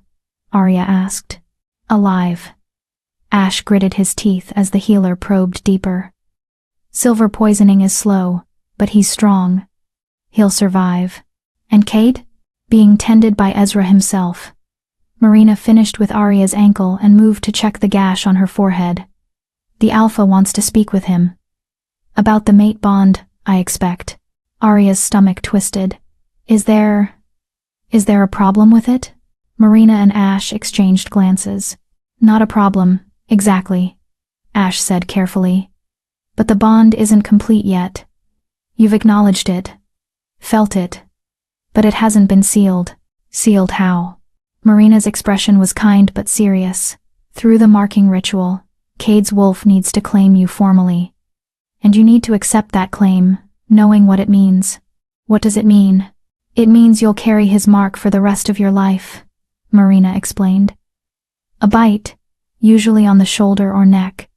It'll scar in a specific pattern that identifies you as mated. Other shifters will see it and know you're under pack protection, but it also means," she hesitated, "it means you'll be bound to him completely." Ash finished. "His emotions will become yours. His pain, his joy, his lifespan." He met her eyes. "Mates who complete the bond live and die together, Arya. If one dies, the other usually follows within hours. Days. If they're strong." The weight of those words settled over Arya like a heavy blanket. "So if Cade dies in this war that's coming," she whispered. "You die with him," Ash confirmed. "That's the cost of the mate bond. That's why it's not just love, it's forever." Arya sat quietly, processing. She'd thought she understood what choosing Cade meant. But this was different. This wasn't just choosing to be with him, it was choosing to tie her life to his so completely that she'd have no existence without him. Can I think about it?" she asked. "Of course." Marina patted her hand. "The bond can exist uncompleted for years if needed. But know this, every day you wait is a day Cade's wolf suffers. The need to claim, to mark, to complete. It's primal. Fighting it takes enormous willpower. And if I decide not to complete it?" The silence that followed was answer enough. "The bond would break," Ash said quietly. "Not cleanly, not easily, but it would break, and Cade would." He stopped, searching for words. He'd survive, technically, but he'd be broken in ways that never heal. Arya closed her eyes. Another impossible choice. Complete the bond and tie her life to a man she'd known for less than 2 days, or break it and destroy him. "I want to see him," she said. Marina nodded. "He's in the Alpha's chamber. I'll take you there." The Alpha's chamber was the largest cave in the complex, with a ceiling that soared 30 feet overhead. Crystals embedded in the rock caught the torchlight and scattered it like stars. At the center stood Ezra and Selene, and between them, Cade. He'd been cleaned up, his wounds dressed, and wore fresh clothes that someone from the pack had provided. But his amber eyes were haunted, and when he saw Arya, the relief and longing in his expression made her chest ache. Arya. Her name was a prayer on his lips. "I'll leave you to talk," Marina said, retreating. Ezra studied Arya with those storm-gray eyes. "I understand," Marina explained the marking ritual. She did. "And?" Arya looked at Cade, then back at Ezra. "Is there a time limit for deciding?" "No formal limit," Selene said, speaking for the first time since they'd entered the den. "But the longer you wait, the harder it becomes for both of you. The bond will pull at you constantly. You'll feel phantom pain when separated. Sleep will be difficult, concentration nearly impossible. And if we complete it, then you become pack," Ezra said simply. "Not just Cade's mate, but Blackwater Pack's responsibility. We protect our own unto death. Even though I'm human, even though my father is a hunter, especially because of those things." Ezra's scarred face was serious. "You chose us over your own blood. That kind of loyalty is rare, sacred. We don't abandon those who prove themselves worthy." Arya's throat tightened. These wolves, these supposed monsters, were offering her more acceptance in one day than she'd felt in years of human society. "Can I speak with Cade alone?" she asked. Ezra and Selene exchanged glances, then nodded. They left, closing the heavy wooden door behind them. Suddenly, Arya and Cade were alone for the first time since the crash. "I'm sorry," Cade said immediately. "I should never have." "Stop." Arya crossed to him, closing the distance. "Stop apologizing for things that aren't your fault. You didn't ask for this bond any more than I did, but I want it." His voice was raw. "God, Arya. I want it so badly it terrifies me. But I can't. I won't pressure you. If you need time, if you need space, if you need to walk away, what do you need?" Arya interrupted. Cade's amber eyes met hers, and in them, she saw everything. The loneliness, the hope, the desperate love, the fear of losing her. "I need you," he whispered. "I need you like I need air, but I need you willing. I need you choosing this. Not because the bond compels you, or because you feel guilty, or because you think you owe me. I need you to want this as much as I do." Arya reached up and cupped his scarred, beautiful face in her hands. "I crashed my car," she said softly. I got pulled from the wreckage by 3 wolves, who should have left me to die. I was carried through the forest and tended by strangers. I watched you fight for me, bleed for me, offer to sacrifice your own happiness for my freedom." She smiled, feeling tears track down her cheeks. "In 2 days, you've shown me more genuine care than some people show in a lifetime. So yes, Cade, I want this. I choose this. I choose you." The sound he made was half sob, half laugh. "You're sure?" "I'm terrified," Arya admitted, "but I'm sure." Cade pulled her close, and the mate bond flared between them like lightning. "The marking ritual," he said against her hair. "It'll hurt. Not badly, but I know." Arya tilted her head, exposing her neck. Marina explained. "Arya." Cade's voice was strangled. "If you do this, there's no going back. We'll be bound completely. Forever." "Good." Arya's voice was steady. "I'm done running from destiny, from fate, from whatever this is between us. Mark me, Cade. Make me yours." His eyes bled to gold wolf eyes, and she felt his control fracturing. "Here?" he asked hoarsely. "Now?" "Here. Now." Arya's heart hammered, but her resolve was iron. "Before I lose my courage." Cade's hands framed her face, and he kissed her tender and desperate and full of 2 centuries of waiting. When he broke away, his canines had lengthened, and his amber gold eyes blazed. "I love you," he whispered. "I'll love you until the day we die. And if there's anything after, I'll love you there too." "Then prove it," Arya breathed. Cade's mouth found the junction of her neck and shoulder. She felt his breath, hot against her skin, felt the sharp points of his canines, felt the mate bond gathering itself like a storm about to break.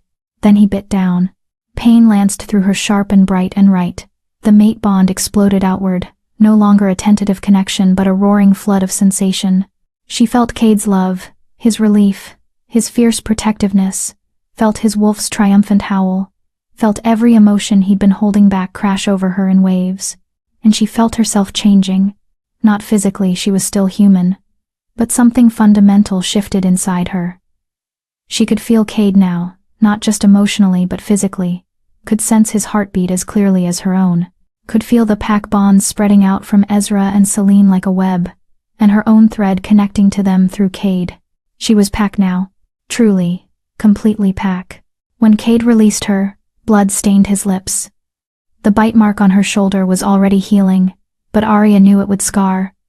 A permanent reminder of this moment. This choice. "How do you feel?" Cade asked, his voice reverent. Arya considered. The pain was fading, replaced by a warmth that spread from the bite mark through her entire body. She felt connected in a way she'd never experienced. Grounded, complete. "I feel like I've been wandering my whole life," she said softly. "And I finally found home." Cade's smile was radiant. He kissed her again, gentle this time, and she tasted her own blood on his lips mixed with salt from his tears. The door opened, and Ezra entered with Selene. "It's done," Ezra said, seeing the mark on Arya's shoulder. It wasn't a question. "It's done," Cade confirmed. Ezra nodded slowly. "Then welcome to Blackwater Pack, Arya Thorne. May your bond be strong and your enemies foolish." Selene moved closer, studying the mark with a healer's eye. "It's clean. It'll scar beautifully." Her ice chip eyes softened slightly. "You chose well, girl. Not many would have the courage to bind themselves to a wolf in the middle of a war." "Maybe I'm just stubborn," Arya said. "Stubborn keeps you alive." Selene almost smiled. "I like you, Hunter's daughter. You have spine." A howl echoed through the cave system, long and mournful and full of warning. Ezra's expression hardened immediately. The perimeter watch. Someone's coming. Within seconds, pack wolves were moving through the corridors with military precision. Ezra strode toward the entrance, Selene at his side. Cade kept Arya close, his body tense and ready. They emerged into the main cave to find Ash supporting Riker, both looking grim. "What is it?" Cade demanded. "Hunters," Riker said, his voice weak from silver poisoning but still carrying authority. "At least 50, maybe more. And they're being led by—" A new voice echoed through the cave entrance. familiar, warm. The voice that had read Arya bedtime stories and taught her to track deer and told her he loved her every single day. "Arya," Daniel Thorne called. "Arya, sweetheart, I know you're in there. Come out, let's talk, please." Arya's blood turned to ice. Her father had come, and he'd brought an army. Chapter 10. The Choice. Arya stood frozen, her father's voice echoing through the cave like a ghost from her old life. "Arya, please." Daniel Thorne's voice cracked with emotion. "I know what Captain Thorne tried to do. I know you're scared, but I'm not here to hurt you. I'm here to bring you home." Cade's hand found hers, squeezing gently. Through the mate bond, she felt his uncertainty, his protectiveness, his willingness to fight or flee whatever she needed. "What do you want to do?" he whispered. Arya looked at him, this man she'd known for 2 days but felt like she'd known for lifetimes. Then she looked at Ezra and Selene, at Ash and Riker, at the Blackwater wolves who'd accepted her as pack despite her blood. "I want to talk to him," she said quietly. "Alone?" "Absolutely not." Cade's voice was sharp. "He brought 50 hunters, who will start shooting the moment they think their leader is in danger." Arya met his amber eyes. "I need to end this before more people die, before my father does something he can't take back." "She's right," Ezra said grimly. "If we engage 50 hunters in these caves, we'll be slaughtered. The tunnels amplify gunfire, and silver bullets don't miss in close quarters." Selene's ice chip eyes studied Arya. "You think you can convince him to leave peacefully?" "I don't know." Arya touched the fresh mark on her shoulder, feeling the ridged scar beneath her fingertips. "But I have to try." "Then I'm coming with you," Cade said firmly. "No." Arya turned to him, placing both hands on his chest. "He needs to see me alone. He needs to know I made this choice freely. If you're there, he'll think you're controlling me, compelling me somehow. Please, Cade, trust me." Through the bond, she felt his wolf howling in protest, every instinct screaming to protect its mate. But slowly, agonizingly, he nodded. 5 minutes, he said hoarsely. "If you're not back in 5 minutes, I'm coming for you. Army or no army." Arya kissed him once, fiercely, then turned and walked toward the cave entrance. The morning sun was blinding after the torchlit caves. Arya emerged onto the rocky plateau and saw them dozens of hunters in tactical gear, weapons raised, forming a perimeter around the cave entrance. And at the center stood her father. Daniel Thorne looked older than she remembered. His sandy hair had more gray, his face more lines, but his eyes, warm brown eyes that had comforted her through nightmares and celebrated her victories, were the same. "Arya." Her name was a sob of relief. He took a step forward, and immediately 10 guns swiveled to track his movement. "Don't shoot," he barked at his men. "Stand down." The hunters lowered their weapons slightly, but their tension was palpable. "Hi, Dad," Arya said quietly. Daniel's eyes swept over her, cataloging injuries with a practiced gaze. Then they landed on the mark at her neck, and his face went pale. "No," he whispered. "Please tell me you didn't." "I did." Arya's voice was steady. "I completed the mate bond. I'm pack now. Blackwater pack." Daniel staggered as if she'd struck him. "Arya, you don't understand what you've done. That mark, it's not love. It's not a choice. It's a compulsion. They've brainwashed you, made you think." "No one brainwashed me." Arya moved closer, maintaining eye contact. "Cade gave me every opportunity to leave. He offered to let Selene erase my memories. He was willing to break the bond and live with the pain if it meant I could be free." "Does that sound like someone who's controlling me?" "They told you what you wanted to hear," Daniel insisted. "Arya, I've studied these creatures for 20 years. I know how they manipulate, like you manipulated me." The words came out sharper than intended. 23 years of lies, Dad. 23 years of training me to track and fight without telling me why, making me complicit in murder without even knowing it." Daniel flinched. "I was protecting you. You were using me." Arya's voice broke.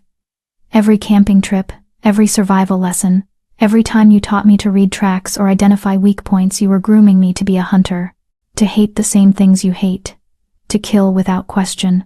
I taught you those things to keep you alive, Daniel said desperately. The world is full of monsters, Arya. Real monsters. And I needed you to be able to defend yourself if they ever found you. Is that what you tell yourself? Arya asked softly. That you're protecting people? Because from where I'm standing, you're the monster, Dad. You kill families. You slaughter innocent people whose only crime is being different from you. They're not people. Daniel's control cracked. They're animals that wear human faces. They kill for sport, for territory, for won, for survival, Arya interrupted. Just like you do. The only difference is that they're honest about what they are. You dress up murder in uniforms and protocols and call it justice. Daniel was quiet for a long moment, his expression tortured. Did he tell you what happened to your mother? He asked finally. Arya froze. What? Your mother? Daniel's voice was hollow. She didn't die in a car accident, Arya. That was the story I told you because you were too young to understand. The truth is that your mother was killed by a rogue wolf. Torn apart while I watched, helpless to save her. The ground tilted beneath Arya's feet. No, she whispered. I was a civilian then, Daniel continued, each word careful and precise. A normal man with a normal life. But after I buried what was left of her, I swore I'd make every wolf in these mountains pay. So I joined the coalition. I trained. I learned to hunt the things that had destroyed my world. His brown eyes were bright with tears. Everything I've done, I did for her. For you. To make sure no one else has to lose someone they love to those monsters. Arya felt tears streaming down her face. Dad. Come home, Daniel said, extending his hand. Please, sweetheart, come home. We can fix this. There are rituals that can break a mate bond. It'll hurt, but you'll be free.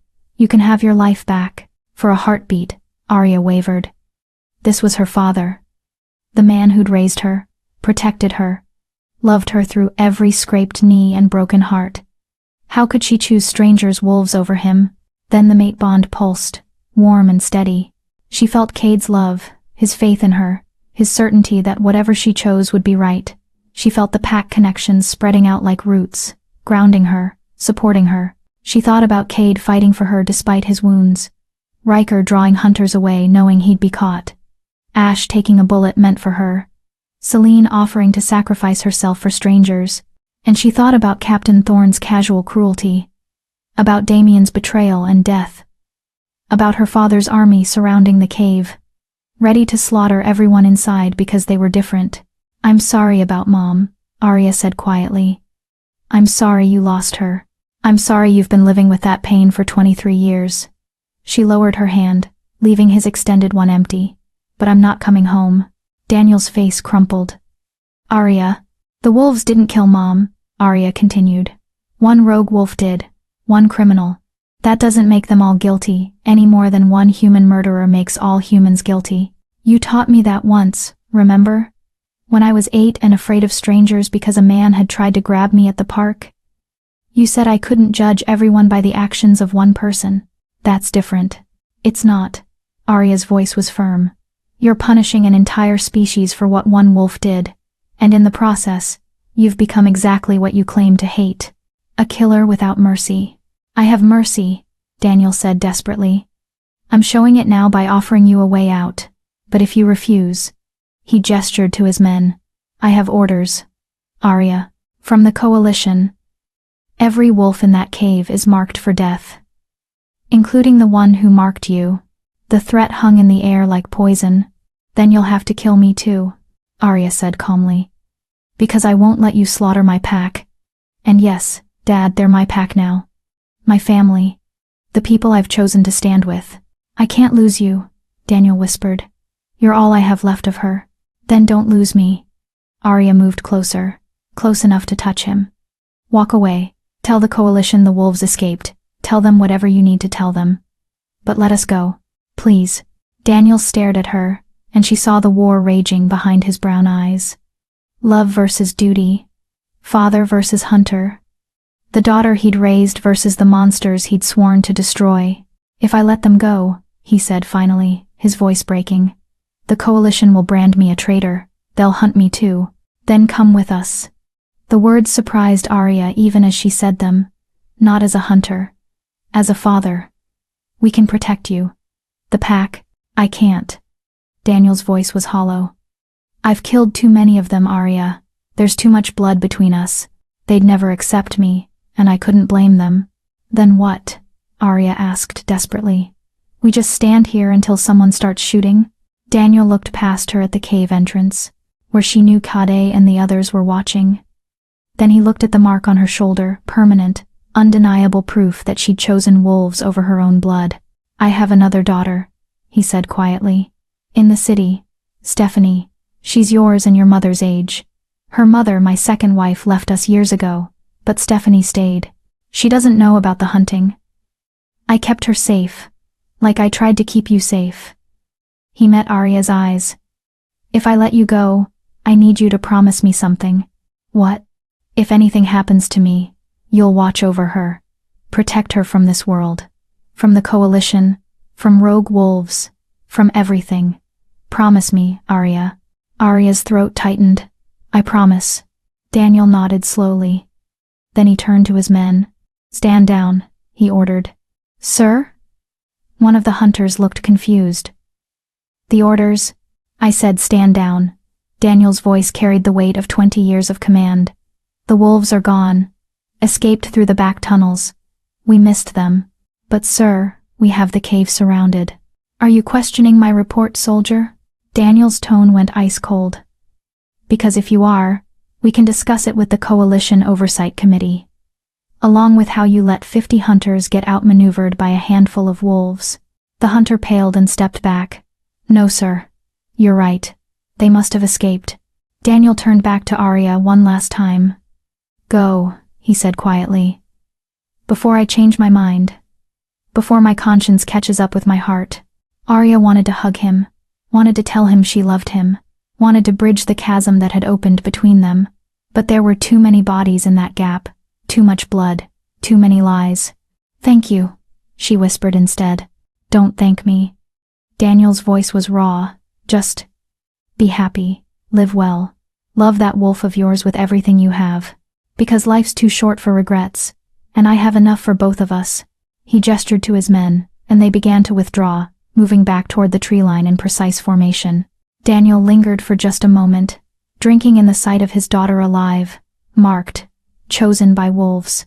Then he turned and walked away. Arya stood alone on the plateau, watching him disappear into the forest. She felt the mate bond pulling at her, Cade's desperate need to be near her, but she needed this moment. Needed to say goodbye to the life she'd had and the father she'd thought she'd known. I love you, Dad, she whispered to the empty air. Then she turned and walked back into the cave. Cade caught her the moment she crossed the threshold, pulling her into his arms.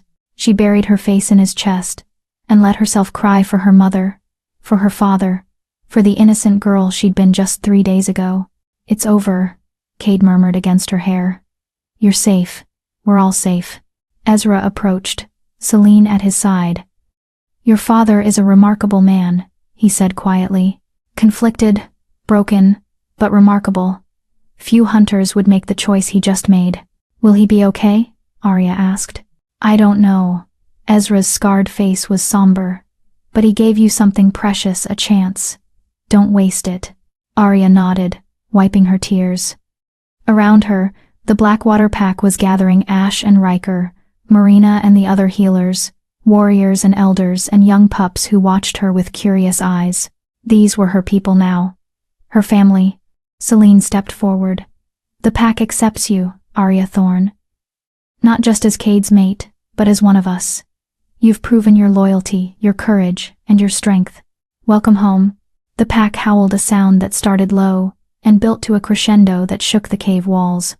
Arya felt it through the mate bond, through the pack bonds, through every cell of her body. She was home. 3 months later, Arya sat on a cliff overlooking the valley, watching the sunset paint the mountains in shades of gold and crimson. The autumn air was crisp, promising snow in the weeks to come. Cade emerged from the forest behind her, carrying firewood for their camp. In 3 months, he'd taught her to hunt, to track, to read the forest like a second language. She'd trained with the pack warriors, learning to defend herself properly this time, not against some nebulous threat, but against the real dangers of their world. You're thinking too hard, Cade said, settling beside her. I can feel it through the bond. Arya leaned into him, savoring his warmth. I got a letter today, from my sister, Stephanie. Cade tensed. And she wants to meet me. Says our father told her everything before Arya's voice caught, before the coalition executed him for treason. Cade pulled her closer. I'm sorry. Me too. Arya blinked back tears. But he kept his promise. He protected her, told her where to find me if she ever needed help. And now. She pulled out the letter, reading the last lines again. I don't understand what you are now, or what our father became, but you're my sister, and I need family. Please write back. Will you? Cade asked. Arya looked out at the mountains, at the pack's territory spreading out before them. In the valley below, she could see wolves running training exercises, hunting parties, simple joy in movement. Yes, she decided. Family is family, even the complicated kind. Cade kissed her temple. You're going to be an amazing big sister. I learned from the best. Arya smiled, thinking of Ash and Riker, of Selene and Ezra, of the entire pack that had adopted her as one of their own. As night fell, and the first stars appeared, Arya thought about her journey. The crash that had changed everything. The wolves who'd saved her. The father who'd let her go. The bond that had made her whole. She'd lost one family and gained another. She'd discovered truths that shattered her world and rebuilt it into something stronger. She'd learned that monsters weren't defined by species, but by choices. And she'd learned that hope, the thing that could destroy you, could also save you. If you were brave enough to hold on. Cade's hand found hers, the mate bond humming between them steady, eternal, unbreakable. Ready to go home? He asked. Arya squeezed his hand, feeling the pack bonds pulling at her, calling her back to the den where warmth and family and belonging waited. Yeah, she said, standing and pulling him up with her. Let's go home. And together, wolf and hunter's daughter, two souls bound by fate and choice and love, they ran into the